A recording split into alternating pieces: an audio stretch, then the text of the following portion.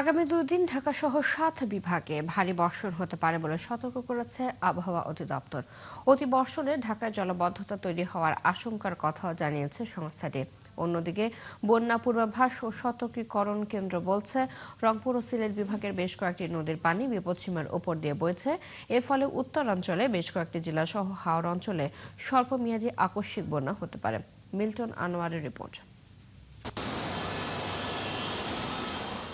জুলাইয়ের শুরুতে ভারী বর্ষণে রাজধানী জুড়ে জলাবদ্ধতায় নাকাল হয়েছে নগরবাসী। আর চট্টগ্রাম বিভাগে বন্যা ও পাহাড় ধসে প্রাণ হারায় অর্ধশতাধিক মানুষ।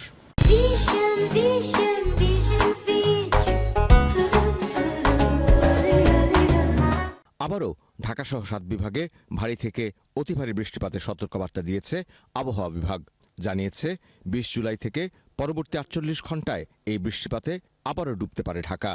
আছে লঘু নিম্নচাপেরও শঙ্কা।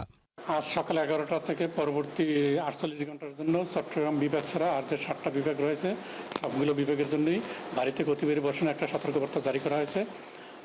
পাশাপাশি এই ভারী বর্ষণের কারণে ঢাকা মহানগরীতে অস্থায়ীভাবে জলাবদ্ধতার সৃষ্টি হতে পারে। এদিকে বন্যা পূর্বাভাস ও সতর্কীকরণ কেন্দ্রের নির্বাহী প্রকৌশলী জানালেন, রংপুর ও সিলেট বিভাগের বেশ কয়েকটি নদীর পানি বিপদসীমার উপর দিয়ে প্রবাহিত হচ্ছে।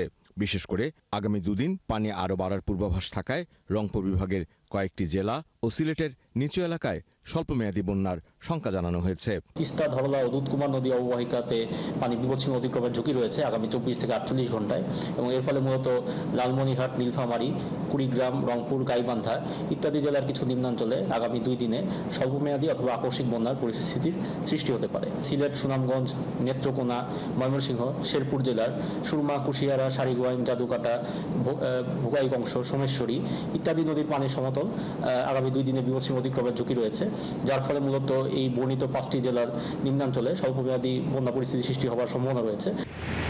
তবে দেশের প্রধান নদীগুলোতে পানি এখনও বিপদসীমার নিচে থাকায় আপাতত মধ্যমেয়াদী বন্যার আশঙ্কা নেই বলে জানালেন এই প্রকৌশলী। প্রধান নদী অববাহিকার পানি এখনো বিপদসীমার নিচে অবস্থান করছে।